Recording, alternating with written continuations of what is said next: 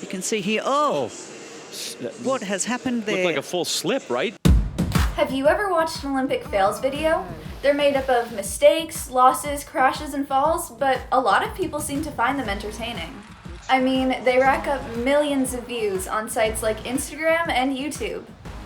But today, I want to look past the views and headlines to see what we can learn from the athletes themselves.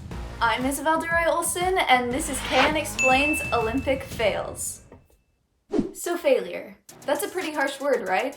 And yet everyone will experience feeling like a failure at some point in their lives, and Olympic and Paralympic athletes are no strangers to the concept. So let's pull back the curtain and find out what it's like to experience an Olympic fail. How do athletes prepare for setbacks?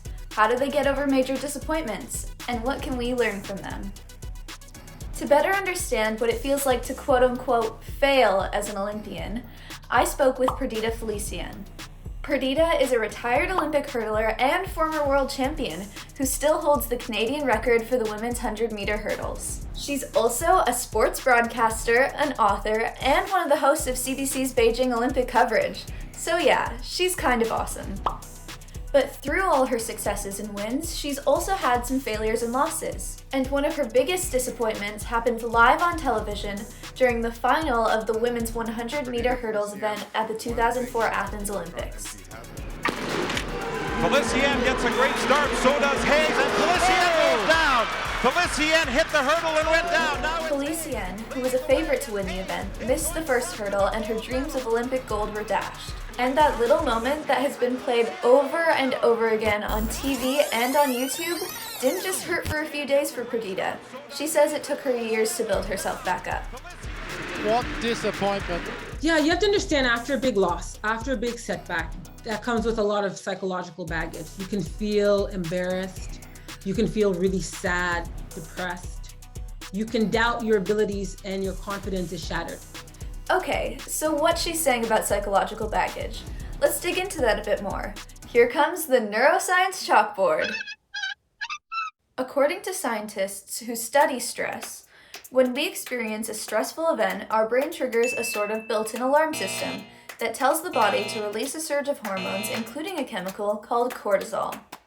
Cortisol is the body's main stress hormone. It plays many important roles in our body's systems, like controlling our sleep cycle and helping to regulate our blood pressure. Along with the hormone adrenaline, cortisol triggers the fight or flight response. It's meant to kick in when we're in danger, like if we were to encounter a saber-toothed tiger. And it's a healthy and natural response to threats.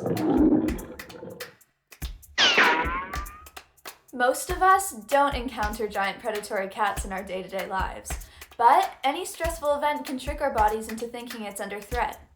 Even something simple like getting an F on a big test could trigger the cortisol alarm system. Usually, when our body realizes we're not in any real danger, our cortisol levels return to normal. Phew. However, if that doesn't happen, the high levels of cortisol can lead to longer-term health issues like anxiety, depression, headaches, and sleep problems. It can even mess with memory and focus. Failure is a part of life, and when it comes to sports and competition, every athlete has to experience failure on their journey. So, how did they get back up to run another race after a stress-inducing event? I spoke with Werthner, a former track and field Olympian herself, who's now a sports psychologist who works with Olympians. I asked her how she helps athletes deal with events like Perdita's fall. Well, I think what is most important when you face a failure like that is you have time to talk to someone about it. And whatever those feelings are, that you have the ability to talk about it, because it is hugely disappointing. It's hugely emotional, and you need to feel those emotions. Resilience is a key part of the process of getting over failures and difficulties and getting back on track to achieving goals. Werthner says to be resilient, an athlete needs two things. The first is the skills. To build those skills, Werthner says the work should happen before the losses and disappointments. That way, an athlete is better prepared and the bad outcomes won't be quite as devastating. She works with athletes to help them set goals, but also to rebound when their goals aren't achieved. And that also means having a mindset that can change as the situation changes. Olympian Dayna Pidhoresky knows a thing or two about changing mindset. The Canadian marathon runner won her Olympic qualifying event with a personal best time, but her actual Tokyo 2020 experience? It was a disaster. Pidhoresky faced some serious setbacks before the Olympics even began. First was an injury, and then while flying to the games, she was exposed to COVID-19 and had to quarantine in a hotel room for 14 days. That meant she couldn't train and she couldn't get the proper treatment for her injury. Talk about major setbacks. She says she thought about calling it quits. I had to almost grieve the experience that I thought I was going to have before the race. I just had to think, okay, it's not going to be a top 20 finish here. That ship has sailed. That's not going to happen. But what can I get from this? In the end, Pidhoresky was the last runner to finish the race, but she did finish. While in other circumstances, that might have felt like a failure for her.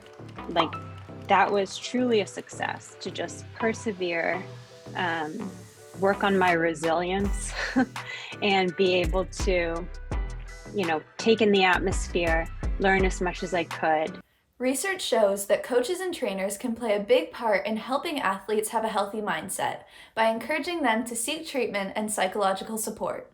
And that leads us to part 2 of resilience, social support. According to many psychological studies, the support of friends, family, and community has been shown to be one of the main factors in resilience.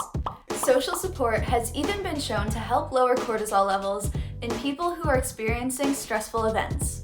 Perdita Felicien says it was the support of her friends and family that was key after Athens, especially her mom, who was the first person she called once she got off the track. And she said to me, "You are the gold. You are the gold." And that just gave me so much peace and reassurance. It's almost like a blessing to fail, because I feel like whenever I've failed, I've learned so much more than when I've, easily won something.